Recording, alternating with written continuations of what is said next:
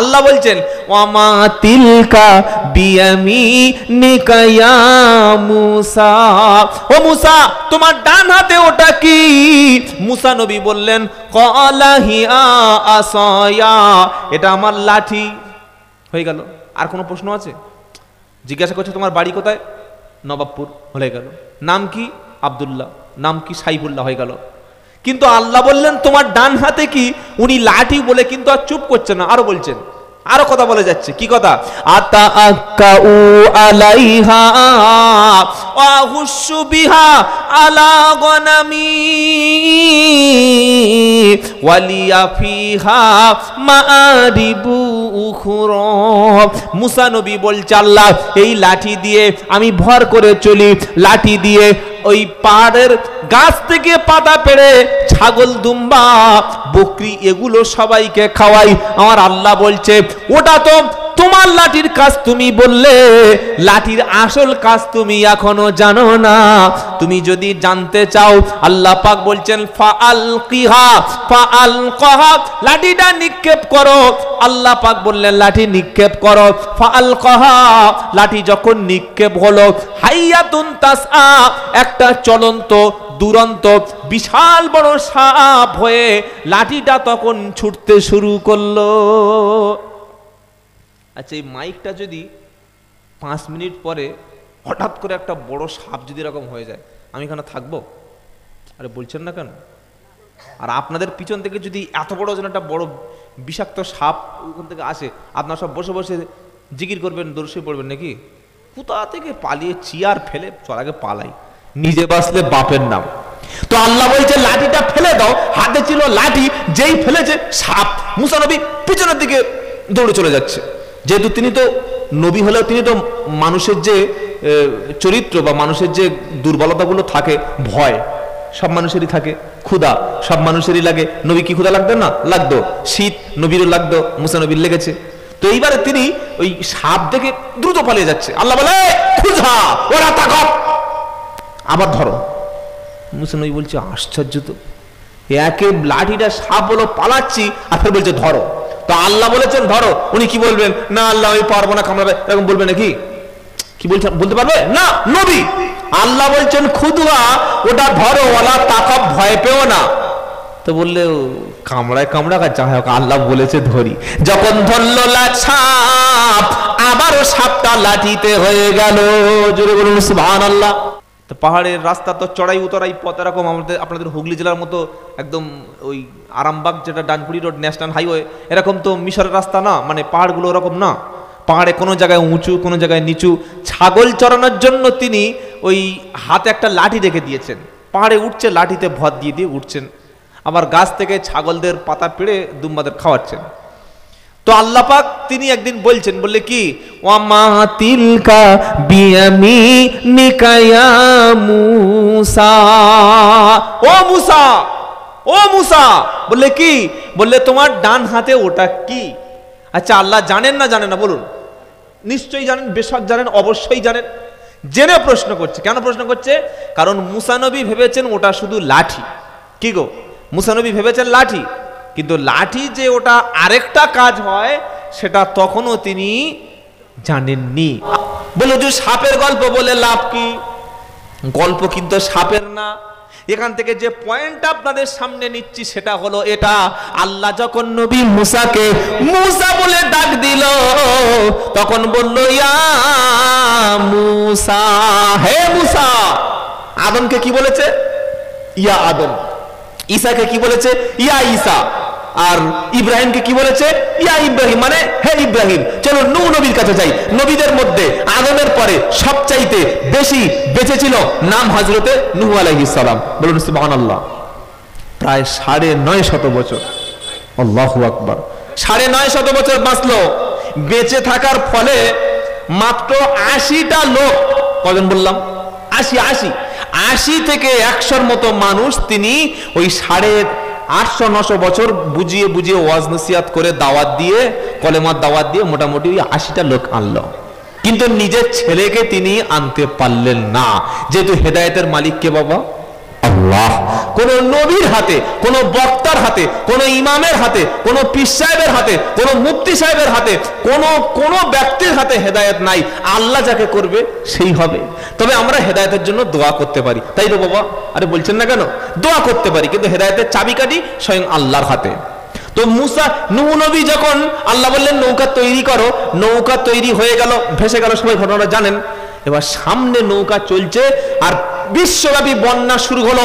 গোটা পৃথিবীর সমস্ত বড় বড় পর্বতগুলো সব আস্তে আস্তে করে পানি উঠে উঠে ডুবে, নিচে থেকে বড় বড় সমুদ্র থেকে জলোচ্ছ্বাস, সুনামি হচ্ছে, আর আসমান থেকে এরকম মুষলধারে বৃষ্টি হয়েই যাচ্ছে, হয়েই যাচ্ছে, হয়েই যাচ্ছে, দিনের পর দিন সব পাহাড় ডুবে যাচ্ছে। সামনে ছিল জুদি পাহাড়, জুদি পাহাড়ের কিনারায় নৌকা একদম পৌঁছে গেছে, নূহ নবীর নৌকা। দূরে তাকিয়ে দেখলো, আমার ছেলে না, ওখানে কেন? নূহ নবী ডাক দিচ্ছে, কি বলছে? আল্লাহ পাক শোনাচ্ছে, নূহ নবী ডাক দিয়ে বলল, ওয়ানাদা নূহু ইবনাহু ক্বালা ইয়া মাযিলি ইয়া বুনাই আরকাম মা'না ওয়ালা তাকুম মা'আল কাফিরিন। নূহ নবী সেদিন তার ছেলেকে ডেকে বলছে, আমার পুত্র, বাবা চলে আয়, চলে আয়, আজকের আল্লাহর গজব থেকে কেউ বাঁচতে পারবে না। কেবলমাত্র যারা ঈমান এনেছে, যারা কলেমা পড়েছে, যারা মুসলমান হয়েছে, আল্লাহ পাক তাদের বাঁচিয়ে নেবে। জোরে বলুন। মুসলমানকে আমরা মনে করি নাম আব্দুল্লাহ, নাম ওবাইদুল্লাহ, নাম হেদায়েতুল্লাহ, নাম শফিকুল, নাম জয়নাল, নাম ইব্রাহিম, নাম ইসমাইল, গরুর মাংস খায়, দাড়ি রেখেছে, মুসলমানি দিয়েছে, মুসলমানের ঘরে জন্মগ্রহণ করেছে, ওটাও মনে হয় মুসলমান। না না না, মুসলমান সে ব্যক্তি নয় যে ব্যক্তি আল্লাহর হুকুম মতো, রসুলের তরিকা মতো, আল্লাহর হুকুম মতো, রসুলের তরিকা মতো যে ব্যক্তি চলে, তার নাম হলো মুসলমান। ধরুন একটা লোক, তার নাম হচ্ছে ওই রাজা, হিন্দুর ছেলেদের নামও রাজা আছে, আবার মুসলমানদের ছেলেদের নাম রাজা আছে। কি ভুল বলছি না ঠিক বলছি? আরেকটা ছেলের নাম হচ্ছে টিঙ্কু। কি নাম বললাম? এই নামগুলো আমাদের এখন পছন্দ। এখন এই সাহাবাদের নাম, ওলিদের নাম, পীর সাহেবদের নাম এসব পছন্দ হয় না। কাটা ছেলে হয়েছে, ফোন করেছে, হুজুর কি নাম রাখবো? নাম রাখবে আব্দুল কাদের জিলানি। বললে হুজুর ফোন ডাকুন, এত বড় নাম আমাদের গ্রামে কেউ রাখবে না। আব্দুল কাদের নাম পছন্দ না, বলে না। তাহলে মঈনুদ্দিন চিস্তি, এত বড় নাম কোথায়? মহিউদ্দিন চিস্তি, নাম লিখবো কোথায়? Aadhaar card, I card, PAN card, ration card, identity লিখতে লিখতে শেষ হয়ে যাবে। তো বললে এক কাজ করো। বললে কি? বললে উমর ফারুক রাখো। বললে কি বললে? উমর ফের ফারুক, দুটো হয়ে যাচ্ছে তো, উমর একটা, ফারুক একটা, দুটো না? বললে হ্যাঁ। বলে একটা ছোট্ট নাম রাখো। বলে এক কাজ কর। বললে কি? বলে শয়তান নাম রেখে দে। বলে ছি ছি ছি ছি হুজুর এমন কথা বলছো? তা তুই শয়তান ছাড়া আবার কি বল? যখন আব্দুল কাদের জিলানী পছন্দ হলো না, খাজা মঈনুদ্দিন চিশতি পছন্দ হলো না, ওমর ফারুক পছন্দ হলো না, আবু বকর পছন্দ হলো না, উসমান গনি পছন্দ হলো না, হযরত আলী রাদিয়াল্লাহু তাআলা আনহু পছন্দ হলো না, তো শয়তান নামটা রাখো। আর কি বলবো? কারণ যার নবীদের নাম, সাহাবাদের নাম, ওলিদের নাম পছন্দ নয়, ওটা কি ভালো মানুষ না শয়তানের দলে? কি গো? মুসলমানদের নাম এখন টিঙ্কু, প্রতি পাড়া পাড়ায় দু চারটে টিঙ্কু পাবেন, রাজু, রাজেশ, এসব নামগুলো পাবেন। তো একটা লোকের নাম হচ্ছে রাজা, সে 5 ওয়াক্ত নামাজ পড়ে, কোরআন পড়ে, বাপমার খেদমত করে, হালাল ব্যবসা করে, ওজনে কম দেয় না, কোনো মানুষের গীবত করে না, স্ত্রীকে পর্দায় রাখে। আর একটা মানুষের নাম হচ্ছে মুহাম্মদ আলী, খুব ভালো করে শুনবেন। তার মাথায় টুপি আছে, মুখে দাড়ি আছে, 1 ওয়াক্ত নামাজ পড়ে না, সুদের মাল খায়, শুধু ঈদের নামাজটা পড়ার জন্য একটা টুপি কিনে রেখেছে। মাঝে মাঝে ওই ওজন কম দেয়, কন্ট্রাক্টারি করতে গিয়ে রাস্তার ইট, পাথর, বালি, সিমেন্ট সব উড়িয়ে দিয়েছে। কি শুনছেন আপনারা? এই লোকটা যখন ওই একটা নেতা হয়েছে, গোটা গ্রামের চাকরি বাকরি খেয়ে সব 12টা বাজিয়ে দিয়েছে। আর এই লোকটা মরেছে একদম ওই 25শে ডিসেম্বর বড়দিনে, রাত্রেবেলা মদ খেতে খেতে টাল হয়ে মারা গেছে। নাম মোহাম্মদ আলী। এবার বলুন, এই মোহাম্মদ আলী নাম আছে বলে, এই মোহাম্মদ নাম থাকবে বলে বা আছে বলে, এই নামের অজুহাত দিয়ে ওকে জান্নাতে যাওয়া ওর দ্বারা সম্ভব? আর নাম রাজা, নামাজ করে না, কাজা, রোজা করে না কাজা, মিথ্যা বলে না, ওজনে কম দেয় না, সুদ খায় না, ঘুষ খায় না, কোনো মানুষের ক্ষতি করে না। বাপ মা দোয়া করে, আল্লাহ আমার রাজাকে আরো বেশি হায়াত দিও। যখন মারা যাবে আল্লাহর ফেরেশতারা বলবে, নাম রাজা হোক, দীপক হোক, নাম শ্যামল হোক, আব্দুল্লাহ, নামে কোনো যায় আসে না, তার কাজটা দেখে বিবেচনা করে তাকে দয়ার জান্নাত দান করো। জোরে বলুন সুবহানাল্লাহ। অনেকে বলবে এই মৌলভী মনে হচ্ছে ভুলভাল কথা বলছে, নাম দীপক নাম শ্যামল হয়ে গেলে তার জান্নাত পাওয়া যাবে। এবার চলুন কোরআন, ইন্নাল্লাযীনা আমানু ওয়া আমিলুস সলিহাতি উলাইকা হুম খায়রুল বারিয়া রাদিয়াল্লাহু আনহুম ওয়া রাদু আনহু আ'আদ্দা লাহুম জান্নাতু আদনিন তাজরি মিন তাহতিহাল আনহার খালিদিনা ফিহা আবাদা। 30 পারা সূরা বাইনার মধ্যে আর আল্লাহ পাক শোনাচ্ছে, ইন্নাল্লাযীনা আমানু, নিশ্চয়ই যারা ঈমান এনেছে, ওয়া আমিলুস সলিহাত, আমি বলেছি মুসলমানকে, যে ব্যক্তি আল্লাহর হুকুম মতো চলে, রাসূলের তরিকা, হুকুম কার একটু বলুন বাবা, হুকুম আল্লাহর, তরিকা রাসূলের, আল্লাহর হুকুম মতো রাসূলের তরিকা মতো যে ব্যক্তি চলে, কোন বংশের লোক, কোন দলের লোক, নামটা কি, পদবি কি, টাইটেলটা কি, ওসব কখনো আল্লাহ পাক বিচার করবে না। নাম যাই থাকুক না কেন, কার বাড়িতে হয়েছে ওটা দেখে আল্লাহ বিচার করবে না। চোরের ছেলে, ডাকাতের ছেলে, পকেটমারের ছেলে, খুনির ছেলে, মাস্টারের ছেলে, হাফেজ সাহেব, মুফতি সাহেবের ছেলে, কোন ঘরের ছেলে, এগুলি দেখে আল্লাহ বিচার করবে না। ইন্নাল্লাযীনা আমানু, যে ব্যক্তি ঈমান এনেছে, ওয়া আমিলুস সলিহাতি, ঈমান আনার পরে ভালো ভালো নেক কাজ করেছে যারা, আমার আল্লাহ পাক বলছেন, উলাইকা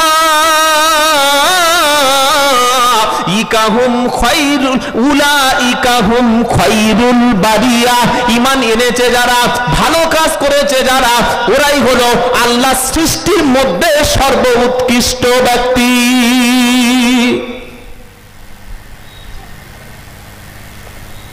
ঈমান এনে ভালো কাজ করলে সৃষ্টির মধ্যে সেরা। তো বললে হুজুর এর জন্য কোনো কি কোনো মানে ফজিলত কিছু আছে? হ্যাঁ আছে। কি আছে?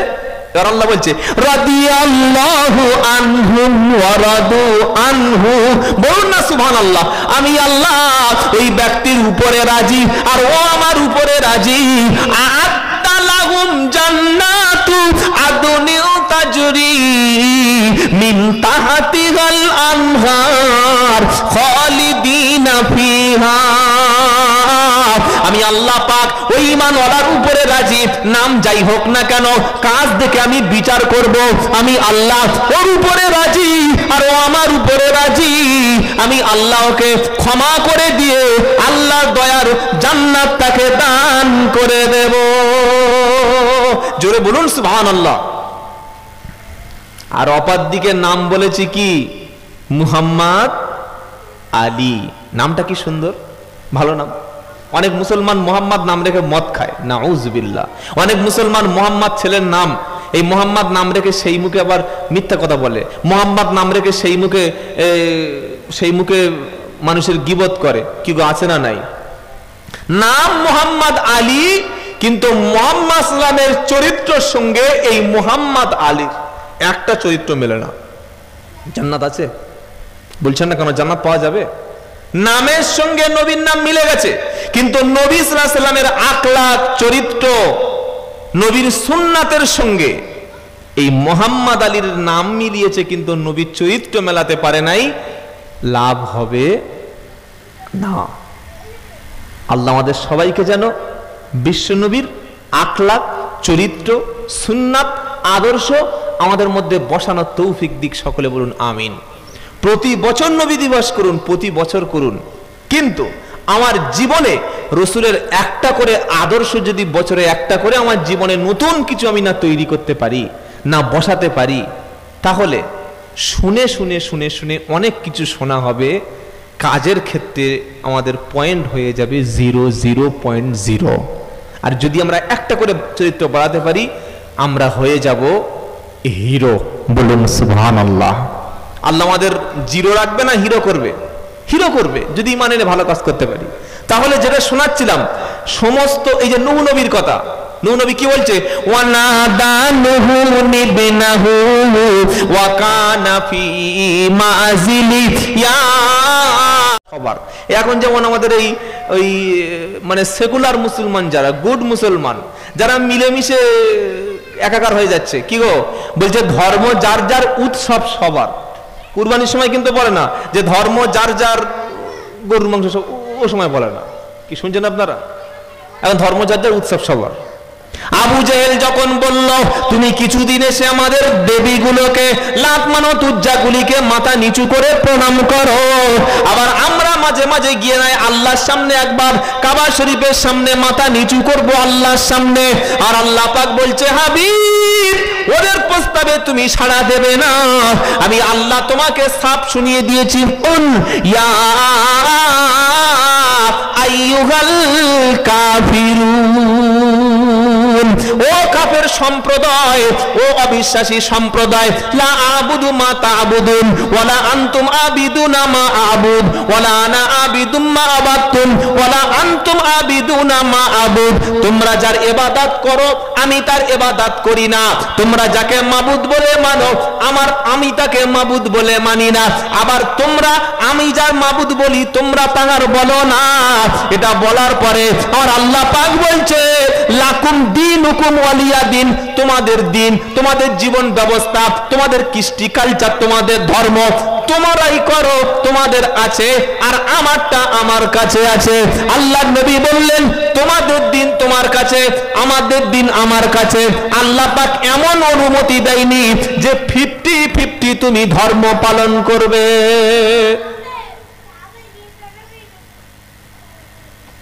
ভালো লাগলে নামাজ পড়বো, আবার ভালো লাগলে গান শুনবো, ভালো লাগলে রোজা করবো, ভালো লাগলে সুদ খাবো, এরকম 50-50 ইসলামের কোনো অংশ নাই।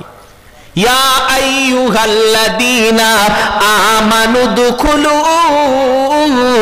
ফিস-সিলমি কাফা, ও বিশ্বাসী ঈমানওয়ালা। এটা সূরা বাকারা 208 নম্বর আয়াত, আল্লাহ 11 নম্বর আয়াতে আল্লাহ পাক বলছে বিশ্বাসী ঈমানওয়ালা উদুখুলু প্রবেশ করো, প্রবেশ করো, ফিস-সিলমি কাফা পরিপূর্ণভাবে ইসলামে প্রবেশ করো। ফজরের ফরজ নামাজ করাকাত 2 রাকাত, সুন্নাত নামাজ 2 রাকাত, জোহরের আগে 4 রাকাত সুন্নাত, জোহরের ফরজ নামাজ হচ্ছে 4 রাকাত। এখানে বাড়ানো যাবে না, কমানো যাবে না। নামাজ যেমন রাকাত গুনে গুনে পড়ি। আল্লাহ বলছে বান্দা তুমি যখন অর্থ উপার্জন করবে, ব্যবসা করবে, বাণিজ্য করবে, ওই ব্যবসাটা বাণিজ্যটা ওটা ইহুদি খ্রিস্টানদের সংস্কৃতি হবে না। তোমার ব্যবসার মধ্যে ওজনে কম থাকবে না, তোমার ব্যবসার মধ্যে খাদ্যে ভেজাল থাকবে না, কাস্টমারের সঙ্গে 2 নম্বরই তুমি করতে পারবে না, তুমি মাল বিক্রি করতে গিয়ে মিথ্যা কসম তুমি খেতে পারবে না, তুমি মালের মধ্যে ভেজাল দিতে পারবে না।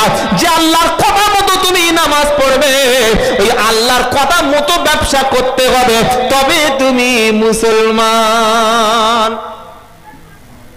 মাথায় টুপি দিয়ে বলছে আল্লাহর কসম ভাই তোর কাছে 1 পয়সা লাভ করে বন্ধু বান্ধব মানুষ এই কেনা দামে দিয়ে দিলাম, আল্লাহর কসম ভাই। ছি ছি ছি, মাল লাভের জন্য কসম খেয়ে নিলে। আল্লাহর নবী বললেন যারা কসম খেয়ে মাল বিক্রি করে, মিথ্যা কসম করে, ওদের মালের বরকত আল্লাহ নষ্ট করে দেয়। আগে খুব দোকান চলতো, এখন খালি গিয়ে বসে বসে পেপার পড়ছে, 3-4 করে পেপার। কি হলো ভাই? এটা হচ্ছে না কেন? আল্লাহ দেয় না। তা আল্লাহ তো সম্পদ দিয়েছেন, আল্লাহ তো রাজ্জাক, তোমাকে দিয়েছিল পরীক্ষা করার জন্য, তুমি সেটা রাখতে পারোনি। শুনছেন আপনারা? তাহলে ধর্ম ধর্মের জায়গায়, আর যাদের ইবাদত তাদের জায়গায়। আমি মুসলমান, আমার কৃষ্টি কালচার, আমার মাবুদ, আমার রসুল, আমার তরিকা, আমার পদ্ধতি, আমার মাযহাব, আমার তরিকা সম্পূর্ণই আলাদা। আমি আর অন্য 5টা ধর্মের মতো বলতে পারবো না যে ধর্ম যার যার উৎসব সবার, বরং আমি বলবো ধর্ম যার যার উৎসব তার তার। কথা বুঝতে পেরেছেন না পারেন নাই? আমাদের পশ্চিম বাংলায় এখন আমাদের অমুসলিম হিন্দু ভাইদের পূজা পার্বণ চলছে, চলে না বাবা? চলছে। তো পৃথিবীর মধ্যে ভারতবর্ষে যত রাজ্য আছে, অন্যান্য রাজ্যের চাইতে আমাদের পশ্চিম বাংলা বর্তমানে শ্রেষ্ঠ সম্প্রীতির জায়গা। বলুন আলহামদুলিল্লাহ। কেন বললাম? ভারতবর্ষের এমনও রাজ্য আছে যে রাজ্যে একটা মুসলমান নাম শুনলে তার চিকিৎসা পর্যন্ত করা হয় না, মুসলমান নাম শুনলে সেই ছাত্রকে স্কুলে ভর্তি নেওয়া হয় না, মুসলমান নাম শুনলে চাকরি থেকে ছাঁটাই করে দেওয়া হয়। কিন্তু এখনো পর্যন্ত আলহামদুলিল্লাহ আমাদের শান্তির বাংলায়, পশ্চিম বাংলায় আমরা হিন্দু মুসলমান সাম্প্রদায়িক সম্প্রীতি এখনো পর্যন্ত আমরা বজায় রেখেছি। এটা হচ্ছে বাংলা। বলুন আলহামদুলিল্লাহ। আমি একটা ঘটনা বলি। গতকাল আমার প্রোগ্রাম ছিল দক্ষিণ 24 পরগনার কুলপি থানা, একদম ওই সাগরের দিকে। তো গ্রামটা একদম ছোট গ্রাম, অল্প 60-65টা মাইনরিটি, এই সংখ্যালঘু মুসলমান, আর বাকি সবই আমার হিন্দু ভাইরা, সব ওদের গ্রাম মানে আছে, সবরা মেজরিটি। তো আমাকে বলেন আপনি গাড়ি নিয়ে আসুন। এবার মেন রাস্তা থেকে ঢুকেছি, পুরো 2.5 থেকে 3 কিলোমিটার পুরো রাস্তাটাই অমুসলিমদের। এবং গতকাল আমাদের হিন্দু ভাইরা ঠাকুর বিসর্জন দিয়েছে, আপনারা অনেকে দেখেছেন, প্রতিমা বিসর্জন ছিল। তো আমি অবাক হয়ে গেলাম। প্রোগ্রাম শেষ করে যখন ফিরছি বাড়িতে, তখন রাত প্রায় 11:30-12টা। হিন্দু ভাইরা বলেন আপনি থামেন, গাড়িটা দাঁড় করান। কি হলো, গাড়ি দাঁড় করাচ্ছে কেন?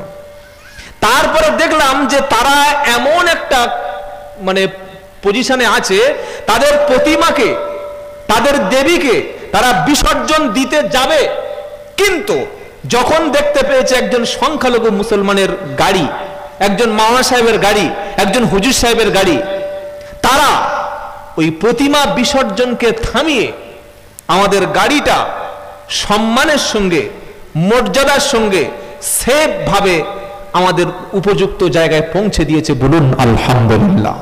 এটা হচ্ছে শান্তির বাংলা। এই বাংলাকে অশান্তি করার জন্যে, চক্রান্ত করার জন্যে কিছু বাংলা বিদ্বেষী, কিছু দেশ বিরোধী, কিছু সাম্প্রদায়িক শক্তি রাত দিন লেখালেখি করছে পেপারে, রাত দিন লেখালেখি করছে বক্তব্যে, এবং কিছু সাম্প্রদায়িক ইউটিউব চ্যানেল আছে যারা তিলকে তাল বানায়, ভুয়ো খবর ছড়ায়, হয় একটা আর খবরের প্রচার করে আর একটা। সেজন্য বর্তমানে এই প্রেক্ষাপটে পরিস্থিতিতে আমরা যারা মুসলমান, আমাদের আচরণ, আমাদের ব্যবহার, আমাদের আখলাক পরিচয় পাবে যে এই লোকটা সত্যি একটা দেশপ্রেমিক, এই লোকটা সত্যি দেশের মঙ্গল চায়, এই লোকটা সত্যিকার একটা মুসলিম। এটা প্রমাণ করার জন্য আপনাকে কোনো মন্দিরের সামনে তিলক কেটে দাঁড়ানোর দরকার নাই। কি করতে হবে? আপনার ব্যবহারটা মার্জিত করুন, আপনার ব্যবহারটা ভদ্র করুন। আপনি অমুসলিমদের দেখলে যতটুকু সম্মান দিতে হয় ততটুকু সম্মান দেবেন। আমার ইসলাম 1400 বছর আগে বলে গেছে, সূরার নাম আনআম। আল্লাহ বলছেন ওয়ালা তাসুবুল্লাযিনা ইয়াদউনা মিন দুনিল্লাহ। ও বিশ্বের ঈমানওয়ালা, তোমরা কলেমা পড়েছো, কিন্তু সবাই তো কলেমা পড়েনি।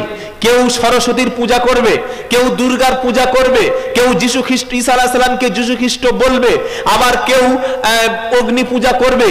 তোমরা যেন অপর কোন ধর্মের দেবদেবীকে, উপাস্যকে গালি দিও না। কে বলছেন? আল্লাহ। আল্লাহ বলছেন অপর ধর্মের কোন উপাস্য মাবুদ দেবীকে, তারা যাকে মাবুদ বলে, সৃষ্টিকর্তা বলে, বা তাকে যারা ভগবান বলে ডাকে, ঈশ্বর বলে ডাকে, গড বলে ডাকে, তোমরা তাদের গালি দিও। এটা কোরআনের কথা, সূরা আনামের কথা। দিও না। কেন?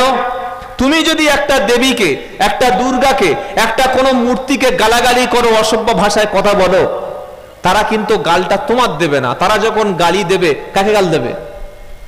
বুঝতে পারছেন না? আল্লাহকে গালি দেবে, রসুলকে গালি দেবে। তুমি যদি একটা অমুসলিমের ওই মন্দিরের সামনে দাঁড়িয়ে মিথ্যা যে বলো, তারা তোমার মসজিদের সামনে এসে ভুয়া আল্লাহ মিথ্যা বলে, তার মানে আল্লাহ বলছেন তুমি অমুসলিমদের এমন করো না।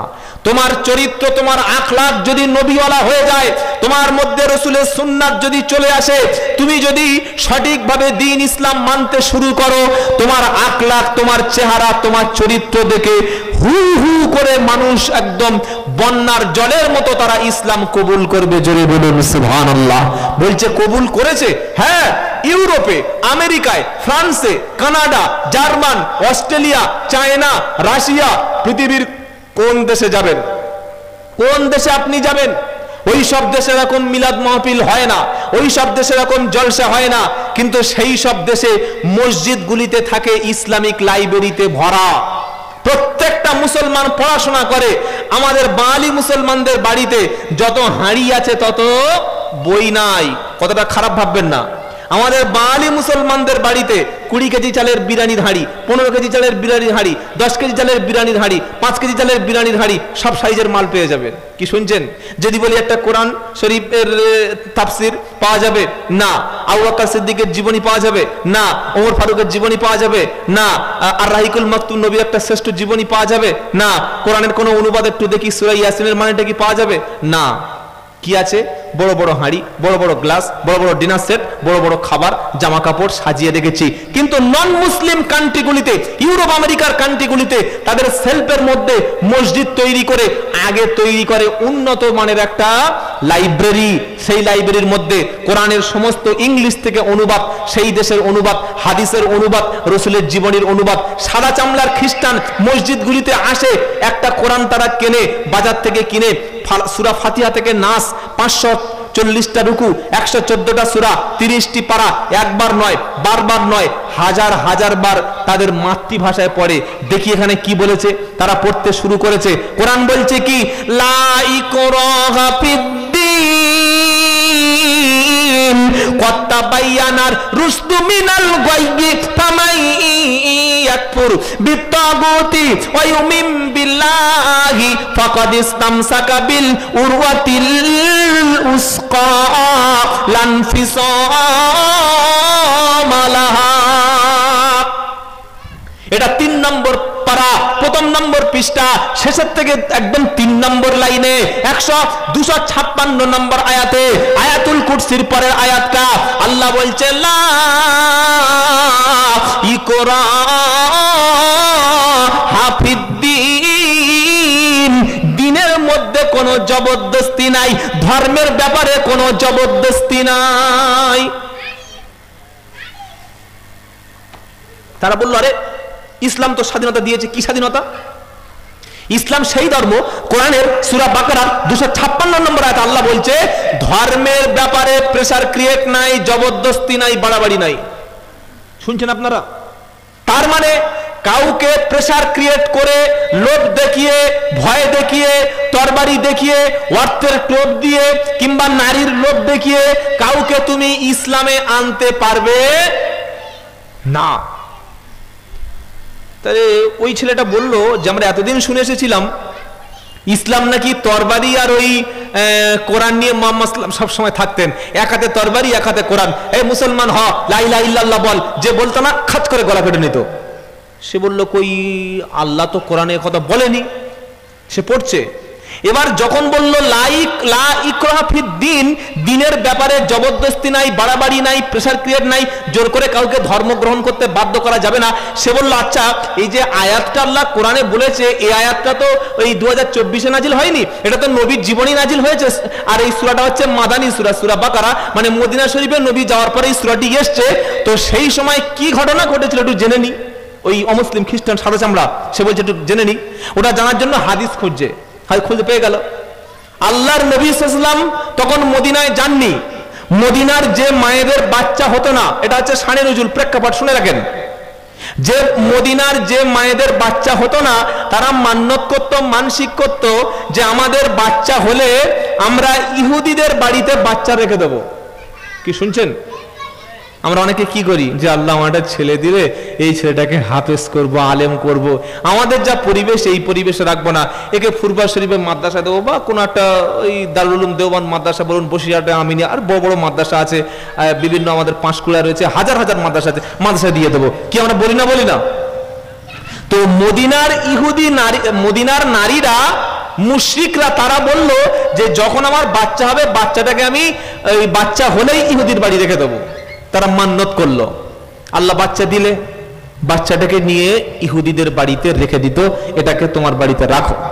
এই পরিস্থিতিতে আল্লাহর নবী মক্কা থেকে মদিনায় হিজরত করলেন। যখন হিজরত করলেন আর মদিনায় গিয়ে আল্লাহর নবী যখন কলেমার প্রচার করতে শুরু করলেন, একজন দুজন না, শত শত না, হাজার হাজার অমুসলিম তারা ইসলাম কবুল করে মুসলমান হয়ে গেল। বলুন সুবহানাল্লাহ।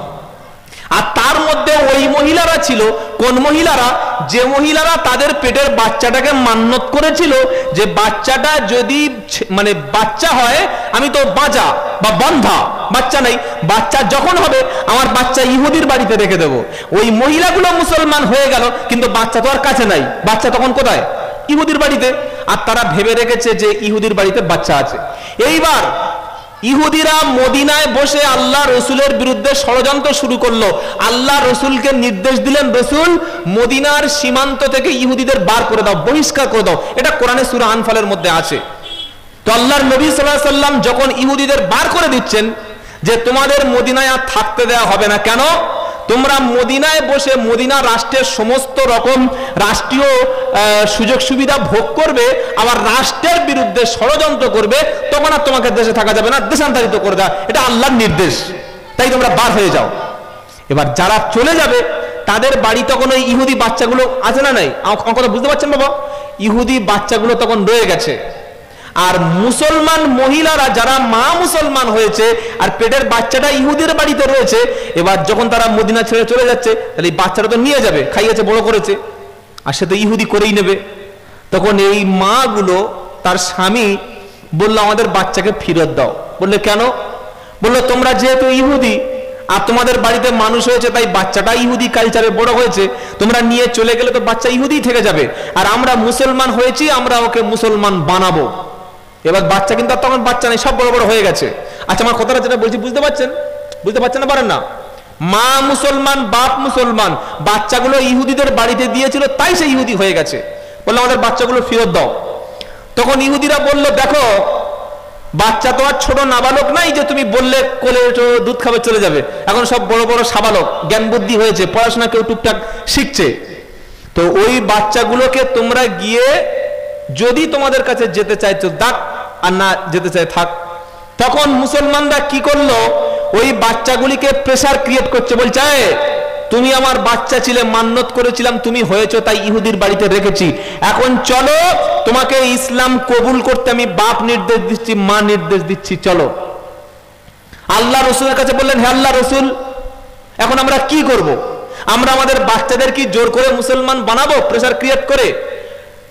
তখন আল্লাহ পাক এইবার এই বিধানটা নাজিল করলেন। আপনারা বলবেন এটা কোথায় পাবেন? তাফসিরে জালালাইন, তাফসিরে তাবারি, তাফসিরে মারিফুল কোরআন, তাফসিরে ইবনে কাসির, যত রকমের তাফসির আছে সমস্ত তাফসিরে ঘটনাটি পাবেন। যখন নবীর কাছে বলা হলো আল্লাহর নবী, ইহুদিরা আমাদের বাচ্চাগুলো জোর করে নিয়ে চলে যাচ্ছে, আর আমরা আমাদের ঘরের বাচ্চাগুলো কি মুসলমান বানাবো না? তাদের কি টাকার লোভ দেখিয়ে প্রেসার ক্রিয়েট করে মুসলমান করব? ওই সময় আল্লাহ সাবধান করছেন, কি বলছেন? লা ইকরাহা ফিদ্দীন ক্বাদ তাবায়্যানার রুশদু মিনাল গায়য়ি ফামান ইয়াকফুরু বিত-তাগুতি ওয়া ইউমিন বিল্লাহি ফাকাদ ইসতামসাকা বিল উরওয়াতিল উসকা লা ইনফিসামা লাহা। আল্লাহ পাক বলছেন, হে মদিনার মুসলমানেরা, লা ইকরাহা ফিদ্দীন, ধর্মে কোনো জবরদস্তি নাই, কোনো প্রেসার ক্রিয়েট নাই।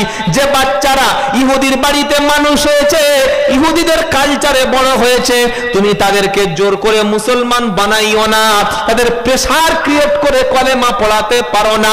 ক্বাদ তাবায়্যানা রুশদু মিনাল গায়য়ি, হেদায়েতের রাস্তা, কোরআনের আলোটা, রসুলের নবুয়তটা, আল্লাহর কুদরতটা দুনিয়ায় দিনের মতো পরিষ্কার হয়ে গেছে। ইসলাম সত্য, কোরআন সত্য, নবী সত্য, এটা প্রকাশ হয়ে যাওয়ার পরে যে ব্যক্তি এটা চিনতে পারবে, বুঝতে পারবে, ফামাই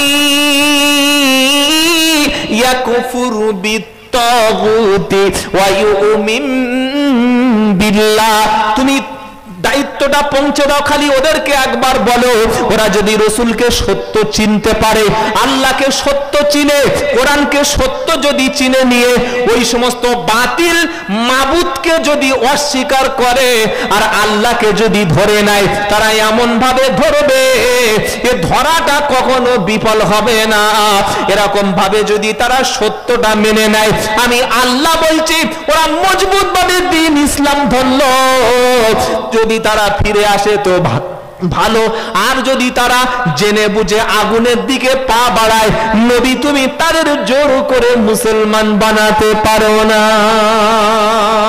জোরে বলুন সুবহানাল্লাহ। যে সমস্ত মিথ্যাবাদী ঐতিহাসিকরা সম্রাট আওরঙ্গজেব তিনি একজন আল্লাহর ওলি ছিলেন, বলুন সুবহানাল্লাহ। কেন ওলি বললাম? পৃথিবীর প্রত্যেকটি দেশের নেতা আছে, সেই নেতার ছেলের, মেয়ের, নাতি, ভাইপো, ভাইজি, বোনজি, ইষ্টি সবার নামে ব্যাংকের আলাদা আলাদা অ্যাকাউন্ট আছে। কেন? রাজস্ব সম্পদ থেকে লক্ষ লক্ষ টাকা নিজের নামে, বিবির নামে, বাচ্চার নামে, আত্মীয় স্বজনের নামে বড় বড় ফ্ল্যাট, প্রপার্টি, জায়গা কেনা আছে। সুইজারল্যান্ডে তারা সুইস ব্যাংকে টাকা পাচার করছে। কি বাবা, ঠিক বলছি না ভুল বলছি? আরে জানেন না, জানেন না? প্রত্যেক নেতার, বেশিরভাগ 99% নেতার এই অবস্থা। কিন্তু ভারতবর্ষের জমিনে একটা নেতার নাম বলছি, শুনুন। তার নাম হলো হাফেজ মাওলানা ওলিয়ে কামেল মুকাম্মাল ওলি পীর। তিনি হচ্ছেন সম্রাট আওরঙ্গজেব রহমতুল্লাহ আলাইহি, বলুন সুবহানাল্লাহ। তিনি শুধু দিল্লির শাসক ছিলেন না, যার জীবনে কোনোদিন তাহাজ্জুদের একটা নামাজ কোনোদিন কাজা হয়নি। এরকম নেতা পাবেন কোথায় যে তাহাজ্জুদ কাজা হয় না? আরে মিছিল আছে জুমার দিন 12:30 থেকে, এই রাস্তা থেকে উঠে আপনাদের যে হাই রোডে ওই মোড়টার নাম কি বাবা? হ্যাঁ, কুমির মোড়া, মানে যেটা এই আরামবাগ টু ডানকুনি রোড, ওখানে একটা মিছিল আছে 12:30 জুমার দিন। নেতা সাদা পাঞ্জাবি পরে জুমার দিন 100 কর্মী নিয়ে মুসলমান পাড়া থেকে বার হয়ে গেল। দল বাঁচাতে হবে। আরে বলছেন না কেন? যে কোনো দল হোক, দল না বাঁচালে পথ চলে যাবে। আর আল্লাহ দিকে কি বলছে? ইয়া আইয়ুহাল্লাযীনা আমানু ইযা নুদিয়া লিস-সালাতি মিন ইয়াউমিল জুমআতি ফাসআউ ইলা যিকরিল্লাহ ওয়া দারুল বাই যালিকুম খায়রুল লাকুম ইন কুনতুম তা'লামুন। এটা 28 পারা সূরা জুমার মধ্যে আমার আল্লাহ বলছে, ও ঈমানওয়ালা, যখন জুমার দিনে আমার ঘরে নামাজের জন্য, আমার জিকিরের দিকে তোমাকে ডাকা হয়, কাজকর্ম, ব্যবসা বাণিজ্য তুমি বন্ধ করে দিয়ে আমার ঘরের দিকে তুমি চলে এসো। আজান হয়ে যাওয়ার পরে কাজকর্ম, ব্যবসা বাণিজ্য, লেনদেন সবকিছু বন্ধ, এবার তুমি নামাজের জন্য তৈরি হয়ে যাও। এদিকে জুমার দিন ডাকছে আর ওদিকে জুমার নামাজ কাজা করে কেউ যাচ্ছে ব্রিগেডের মাঠে, কেউ যাচ্ছে শহীদ মিনারে নেতাকে খুশি করার জন্য, জুমার নামাজ পর্যন্ত পড়ে না। এমন নেতা আমাদের মুসলমানদের মধ্যে পাওয়া যাবে। আর সম্রাট আওরঙ্গজেব আল্লাহর ওলি রহমতুল্লাহ আলাইহি এমন একটা জিন্দা ওলি ছিল, জীবনে কোনোদিন তাহাজ্জুদের নামাজ কাজা করতেন না।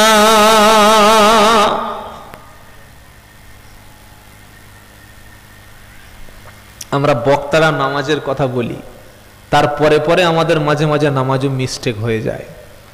একটাই জীবিত ওলি, জিন্দা ওলি, বাদশাহ, অন্য কোন বাদশাহ নয়, যার নাম হচ্ছে আওরঙ্গজেব। প্রায় 40 থেকে 45-50 বছর এই পাকিস্তান, ভারত, বাংলাদেশ এবং অখণ্ড ভারত চালিয়েছিলেন আওরঙ্গজেব। এত মহা বিশাল বড় একটা দেশ চালানোর সময় জীবনে কোনোদিন এশার নামাজের পরে তিনি ফজরের নামাজ কাজা করতেন না, বলুন সুবহানাল্লাহ। আর তুমি একটা প্রধানের পদ পেয়েছো, এমএলএর পদ পেয়েছো, তুমি দাড়িও চেঁচে দিয়েছো, গোপ চেঁচে দিয়েছো, প্যান্ট শার্ট পরে তুমি সালাম দিতে লজ্জা লাগে, তাই না? এরপরে তুমি বলছো আমি নেতা।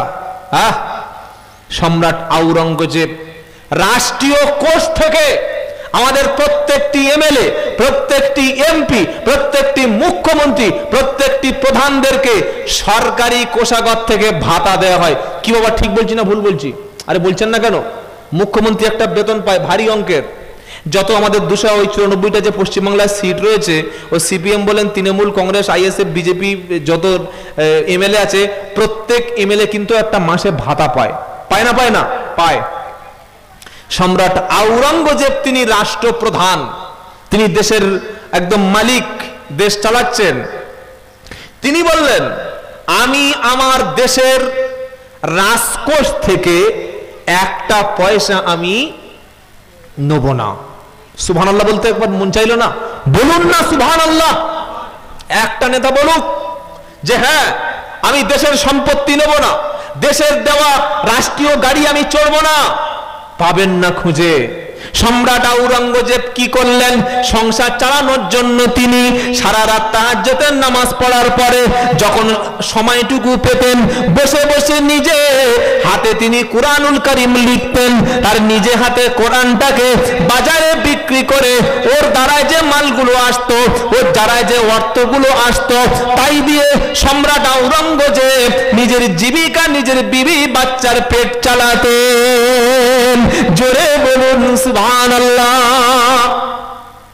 এটা চারটিখানি ব্যাপার না। এই হচ্ছে মুসলমানদের নেতা, এই হচ্ছে জীবিত ওলি। যারা ওলি হয়, যারা পীর হয়, তারা এমনই হয়। বাবাজিরা, আল্লাহওয়ালা ভাইরা, জ্ঞানী জনেরা, সুধী মানুষেরা, আমার নামাজি মুত্তাকিরা, এই সম্রাট আওরঙ্গজেবকে বলা হলো খুনি। কি খুন করেছে? বলল তিনি এই ভারতবর্ষের জমিনে অসংখ্য মন্দির ভেঙেছে। আর কি করেছে না, তিনি জোর করে অমুসলিমদেরকে মুসলমান করেছে। আর কি করেছে? আর তিনি হিন্দু মুসলমান মধ্যে অসংখ্য দাঙ্গা বাঁধিয়েছে।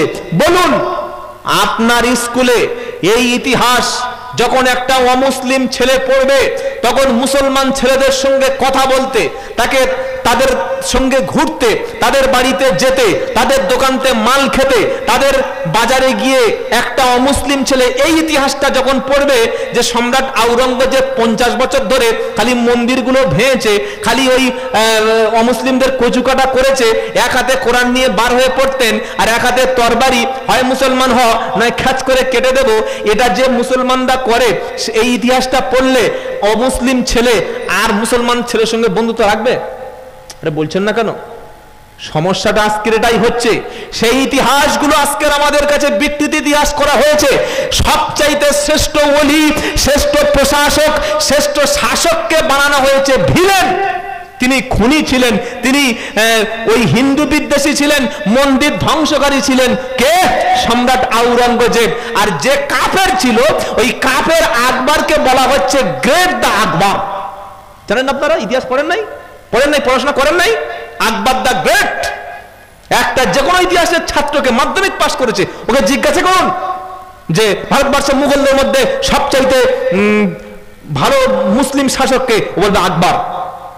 আপনি জানেন আকবর মদ খেতেন? জানেন না। আপনি জানেন যে আকবরের দরবারে ওই তার পায়ের উপরে সেজদা করতে হতো, তার দরবারে মদ নিষিদ্ধ ছিল না, তার দরবারে মূর্তি পূজার প্রচলন চালু করে দিয়েছিল, তিনি নারীর হিজাবের বিরুদ্ধে ফতোয়া দিয়েছিলেন, এবং ওই আকবরের দরবারে প্রবেশ করতে হলে সেজদা দিয়েই প্রবেশ করতে হতো। সম্রাট আকবর তিনি হিন্দু, খ্রিস্টান, মুসলমান, শিখ, ইসাই সব ধর্ম জোগাখিচুড়ি করে একটা নতুন ধর্ম তৈরি করেছিলেন, যার নাম হচ্ছে দ্বীন ইলাহি। নতুন ধর্ম তৈরি করেছিলেন। এই লোকটা মুসলমান হতে পারে? আরে বলছেন না কেন? কেউ যদি বলে কোরআন শরীফের সব আয়াত মানবো, খালি একটা আয়াত মানতে পারছি না, ওই ইমানদার না কাফের? আরে বলছেন না কেন? কাফের। যদি বলে নবীর সব হাদিসটা মানি, খালি দাড়ি রাখা এটা একটা পুরুষের জন্য ঝামেলা, ও হাদিসটা মানি না, ইমান থাকবে না, কাফের হয়ে যাবে। নবীর কোন সুন্নাত নিয়ে তাওহীন করলে, বেয়াদবি করলে, গুস্তাখি করলে কাফের হয়ে যায়। সম্রাট আকবর কাফের ছিল, মুসলমান ছিল না, তাকে বানানো হলো হিরো। আর যে আল্লাহর ওলি 40 বছর তাহাজ্জুদ কাজা করলো না, রাষ্ট্রের থেকে একটা পয়সা নিল না, কোনোদিন কোনো অমুসলিম মন্দির তিনি ভাঙেনি। যদি ভাঙতো, 1000-1500 বছরের মন্দির ভারতবর্ষের ইতিহাসে আছে, তাহলে সে মন্দিরগুলো ভাঙলো না কেন? কি গো শুনছেন আপনারা? সুতরাং এক হাতে কোরআন আর এক হাতে তরবারি নিয়ে মুসলমানরা অমুসলিমদেরকে কচুকাটা করো, এই কথা যারা সমাজে ছড়িয়েছে তারা কোনোদিন কোরআন পড়েনি। কোরআন পরিষ্কার বলে দিয়েছে লা ইকরাহা ফিদ্দিন, ধর্মে কোনো জবরদস্তি নাই। তুমি কোনো অমুসলিমকে টাকা দিয়ে প্রেসার ক্রিয়েট করে বলতে পারো না যে হিন্দু ভাই শ্যামল ভাই তোর 2 লাখ টাকা দিচ্ছি তুই মুসলমান হ, তোর একটা চাকরি দিচ্ছে মুসলমান হয়ে যা, তোর একটা কাজ দিচ্ছে মুসলমান হয়ে যা, এটা বলাও জায়েজ নয়। আর যদি কেউ লোভ দেখায়, টোপ দেখায়, ভয় দেখায়, ভয় দেখিয়ে লোভ দেখিয়ে জীবনে কাউকে মুসলমান বানানো যাবে? জোরে বলেন যাবে না। নবী তাই করেননি। নবী কি করেছেন? আল্লাহ তাআলা নবীর উপরে 40 বছর বয়সে বললেন ইকরা বিসমি রাব্বিকাল্লাযী খলাক। নবী 40 বছর 11 দিন বয়সে হেরা গুহায় তিনি আল্লাহর নবী আল্লাহর ধ্যানে মগ্ন আছে। জিবরাইল এসে বলছে নবী আপনি পড়ুন। 5টি আয়াত নাজিল হয়ে গেল। আল্লাহ তাআলা আপনাকে নবুয়তের দায়িত্ব দিয়েছে। আল্লাহর নবী রাত্রে বেলা বাড়িতে গিয়ে আম্মা জান খাদিজা রাদিয়াল্লাহু তাআলা আনহা তার সামনে আল্লাহর নবী এত বড় একটা তরবারি বার করে বলছে হে খাদিজা তুমি কলেমা পড়ো, তা না হলে খ্যাচ করে মুন্ডু কেটে দেব। তাই তো নাকি? আরে বলছেন না কেন? নাউযুবিল্লাহি মিন যালিক। সকলে বলুন নাউযুবিল্লাহ। এরকম বলেছিলেন আল্লাহর নবী? আপনি বলুন না হ্যাঁ বলেছিলেন, না বলুন না না বলুন। আল্লাহর নবী বলেননি ও খাদিজা আমি নবী হয়ে এসেছি, আল্লাহ আমাকে বলেছে মুহাম্মদ তরবারি তুলে নাও, কোরআন তুলে নাও, এক হাতে খাচ করে কেটে দাও। তার চরিত্র আখলাক দেখে খাদিজা কলেমা পড়ে মুসলমান হয়ে গেছে। জোরে বলুন সুবহানাল্লাহ, নারায়ে তাকবীর।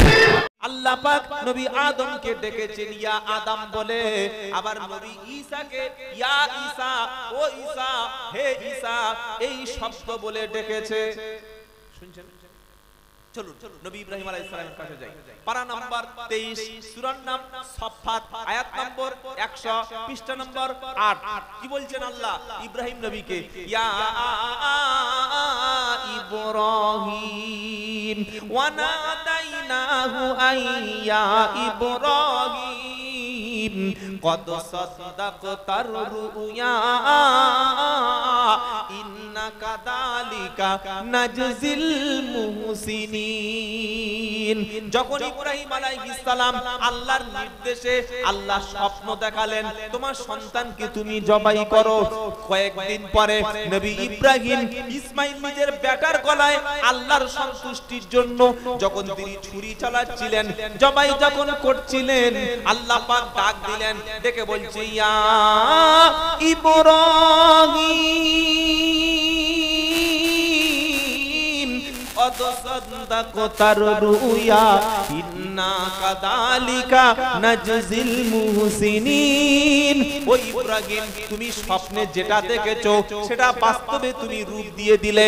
আমি আল্লাহ তোমাকে ডাক দিয়ে বললাম ইব্রাহিম তুমি স্বপ্নে দেখেছো ছেলেকে কুরবানি করছো, বাস্তবে তুমি ছেলেকে কুরবানি দেওয়ার জন্য তৈরি হয়ে গেছো, গলায় ছুরিটা চালিয়ে দিয়েছো। আমি আল্লাহ শুনিয়ে দিলাম তোমার কুরবানিটা আমি আল্লাহ কবুল করে নিলাম। এখানে আল্লাহ যেটা বোঝাতে আমি যেটা বলতে চাচ্ছি, আল্লাহ যখন ইব্রাহিম নবীকে ডাকেন তখন বলেছেন ইয়া ইব্রাহিম। কি বলেছেন বাবা? ইয়া ইব্রাহিম। এবার নবী মুসা আলাইহিস সালামের কাছে যাই। পারা নাম্বার 16, পৃষ্ঠা নাম্বার 12, লাইন নাম্বার 6, সূরার নাম তাহা। কি নাম বললাম? সূরা তাহা। কোরআনে সূরা তাহা আছে।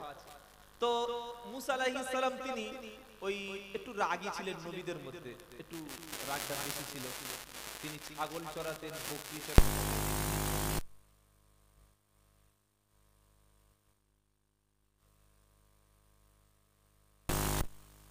বা বকরি এগুলো নিয়ে তিনি পাহাড়ে উঠছেন।